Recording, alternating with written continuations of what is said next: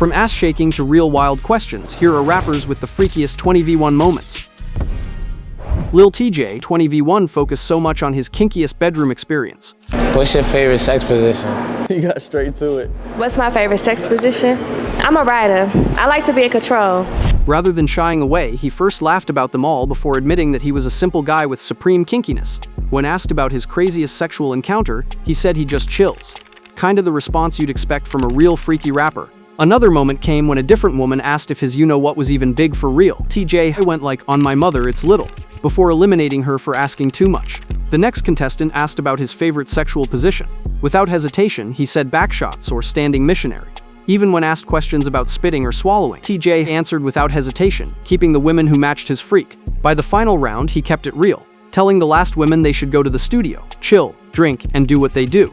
In other words, his plans went beyond the camera. While Lil TJ chill freak vibe didn't last long, Neneli Choppa stepped up and turned the heat way up. Neneli Choppa's 20v1 quickly went off the rails, with viewers wondering if they were still watching a dating show or something way more extreme. Yeah. Stop doing that handshake shit. I'm not your homeboy. Stop dapping me up. Type shit. Get on my ass then, my mom. Bye. I like when they get on my ass. From the start, he made his intentions clear, especially when asked about his bedroom skills. When a contestant asked about his best qualities in bed, he dodged the question, saying she should ask somebody else. Later, he admitted that his only flaw might be that he doesn't like to stop once things get going. One moment came when a woman asked if he would be down for a girlfriend to join them, to which Choppa immediately responded with an enthusiastic facts for sure. The next contestant asked what he'd do if they left together right now, and Choppa responded by saying he was gentle and submissive, before another contestant followed up with a question on how big it is. His response was wild, saying, "The world may never know, but I might know." Choppa's 20v1 felt like controlled freak energy, but Kodak's was pure madness from the start. Kodak Black's 20v1 was perhaps the most awkward of all. From the moment he took the stage, Kodak was probably so high he abandoned the show's format entirely to follow his own bizarre moves. What's up, baby? How you doing, sweetie? How you doing, baby? I love your hat. I love you too, baby. Oh, I love it. Yeah. Okay, I like that. Keeping it. Okay, period. Yeah. Shout out my TYT. Shout out my big and sweet. At one point, he even walked off set during a contestant's intro, leaving everyone stunned before casually coming back like nothing happened. He kept on interrupting with totally off stories and comments that didn't seem to connect to what was being discussed. When one contestant quoted one of his most freaky lyrics where he said, "I don't want a relationship, I just want to fuck, right?" Instead of being shocked, Kodak laughed and said it was his old girl's favorite song. Things got physical when a contestant said she couldn't show off her twerking because of her outfit, and Kodak jokingly offered to help her get down and back up. Then another contestant performed an Ethiopian dance for him and he kept on flexing with her backside. By the end, instead of picking one woman, he chose nearly all of them, making it clear he wasn't there just for dating. This was the same thing for G Herbo, though wilder. Spin around, turn around. He wants you to spin around. Turn around again. One more time. Tight shit. One more time. Pat. On G Herbo's 20v1, a contestant asked him about his favorite sexual position. Without missing a beat, he replied saying he was a missionary guy because he likes to see the face. Another moment came when a contestant asked how Herbo would handle her being in jail for 2 years. He immediately replied, "I'm loyal. 2 years ain't a long time," showing a level of commitment that went against what many might expect from him. That loyal image shifted when the questions got more personal. When asked about having sex on the first night, Herbo answered, saying you could fumble a bag if you move too fast.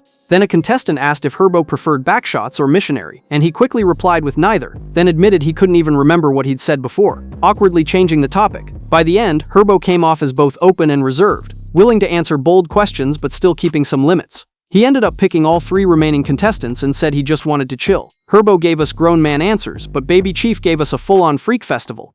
Baby Chief's 20v1 stood out for how calm he stayed, even as the contestants got more and more bold. Unlike most rappers who start the flirting, he was the one getting hit with forward, suggestive questions that made the show feel way more heated than usual. What's your name? Michaela. You got nice teeth. Thank you. Where you from? Here. Here. You talk like real little, like Which one we yell? one word sentences, like, I don't know. No. Uh, I ain't got much to say right now. okay. You mean, B. Damn, what you want me to say?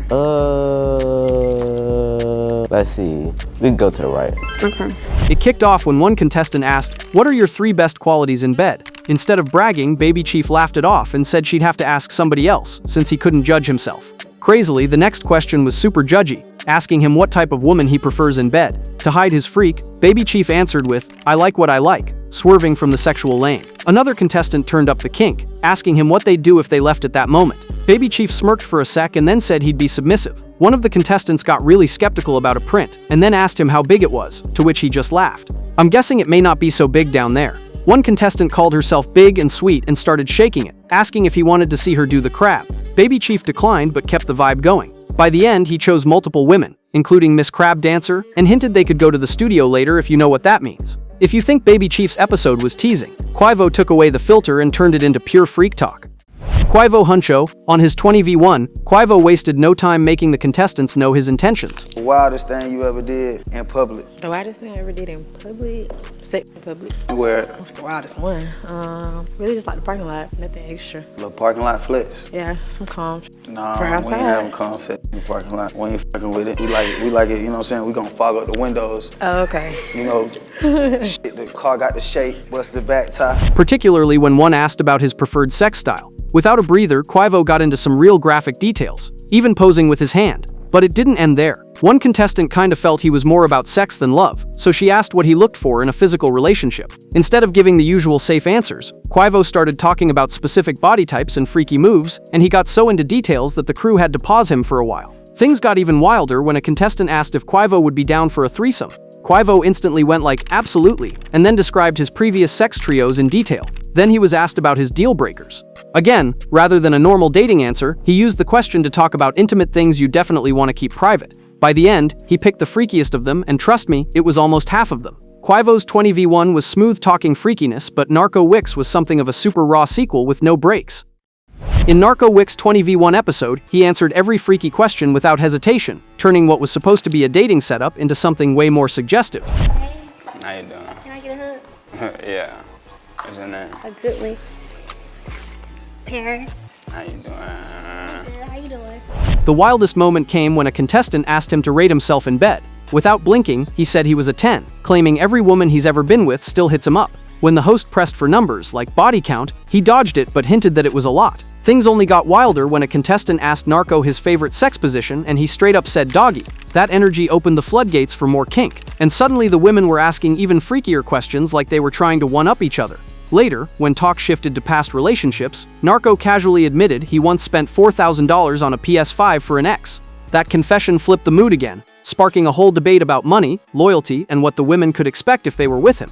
The most uncomfortable moment came when a contestant asked Narco about the most toxic thing he'd ever done. He said he once broke into someone's house and waited for them to come home, then hinted that what happened next was too wild for the cameras. By the end, he finally made his pick. Somehow it didn't feel like a romantic choice at all, more like a setup for whatever was coming after filming. If Narco turned his 20v1 into a full-blown freak show, Aspen Cartier came right after to remind everyone that women can play that game even harder.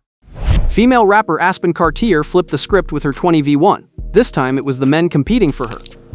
Oh, you shot too, cause how good looking she is. I'm saying, bro. Like, yeah. No, yeah, bro. She's looking real good. I think she'll look better with me type shit. No, watch out. From the very start, Aspen made it clear she wasn't here for small talk or fake romance. She jumped straight into the wild side, steering every conversation towards something sexual. One contestant tried to get emotional and said he was looking for real connection. Aspen quickly cut him off with, "Your booty heavy?" and then smiled, clearly enjoying how uncomfortable everyone got. From there, it was obvious she wasn't following any dating show rules. One contestant tried to impress Aspen by talking about his job. Instead of caring, she cut him off mid-sentence and asked how long his wood was. She didn't flinch though, laughing it off like it was normal.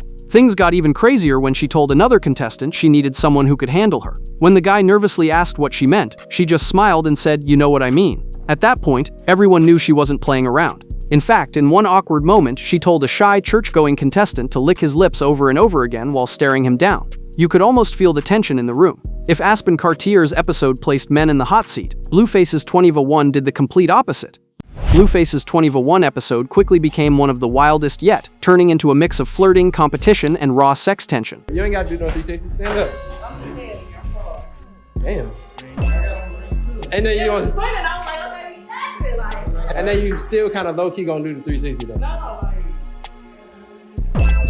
From the start, he made it clear that confidence and openness were part of the game. The contestants quickly picked up on this and tried outdoing each other just to get to him. I guess he played quite the mind game. Yeah, early on, Blueface told the women that winning wasn't just about impressing him, but about being with the program. When one contestant asked if that meant getting involved with other women, he bluntly replied, saying, "You already know what's up, either you with the program or you ain't." Blueface then started an unplanned talent show. It was super freaky, with contestants performing provocative moves. One woman even showed off by putting both legs behind her head while locking eyes with Blueface, an event that turned him on so bad. Halfway into his episode, contestants were openly talking about joining his Bad Girls Club-style living arrangement, even talking about the type of content he shares on OnlyFans. By the end, Blueface's final selections felt more like casting choices than actual romantic interest. His closing remark that the chosen women could move in tomorrow made it clear that this wasn't about love or connection, but about expanding his brand, solidifying his episode as one of the most controversial and openly transactional entries in the 20v1 series. If Blueface's episode blurred the line between dating and group chaos, Chief Keef took things a step further. For his 20v1, Chief Keef brought his entire Glow Gang entourage for the ride. The most shocking moment came when a contestant showed up with Miss Sosa tattooed on her face. I do. You already told me no, but would y'all let me tattoo you? Come on. You do tattoos? Yeah. Which one you did on you? I ain't got tattoos about 10 years. Well, the last time I tattooed myself, I was like 22. Don't so fuck me up, shorty. I'm not gonna look at my work. Leaving everyone wondering if it was real. Keef's crew immediately asked her to prove it, with one even saying she should rub her hand across it. Things got even more explicit when the topic shifted to bedroom preferences. When asked if he goes down on women, Keef answered openly, describing in detail how he approaches those moments. He spoke about it so casually that it almost felt like he was talking about his music instead of something so personal. What really made his appearance stand out was how involved his whole crew was. Instead of a typical one-on-one setup, it turned into more of a group audition. The women weren't just flirting with Keef, they were also directing bold comments toward different Glow Gang members. Just when you thought the show couldn't get any freakier, Vonoff 1700 turned it into a full-blown X-rated show. Vonoff 1700's 20v1 is definitely the most sexually charged episode in the series. To be fair, it was as if his was a season special without boundaries. So you oh my God, tell me you love me. Tell me you love me. I love you. I know you love me. What you talking about? What is he talking about? Come here. Come here. Like, of course I am. not tell him you love me. Tell him. I love you, Vaughn. Knock me out the chain. He was completely open, and from the start he made it clear that all he wanted were baddies. Things spiked when a contestant asked if he and his friends be tricking on their bitches. Instead of getting offended, Vonoff coolly replied saying it depends, that he doesn't spend money on extra bitches but would trick on the right woman. The next question took the whole thing back to being freaky. The contestant asked Vonoff if he was a creamer or squirter. For someone who was wild, the question was so odd he asked the crew if it was allowed. After a quick pause, he pulled together and answered like it was a normal part of the conversation. Things got even more explicit when the talk turned to past sexual experiences. When asked about the craziest place he'd ever had sex, Vonoff said it happened on the block going crazy in public. That answer sparked other contestants to share their own wild stories, including outdoor encounters during hurricanes. At some point, it turned into a competition to see who could sound the most daring. By the final round, women were openly talking about their bedroom skills. One even said she had no gag reflex because her tonsils were taken out 2 years ago. If you liked this video, hit the subscribe button and check out our other videos. We'll see y'all later.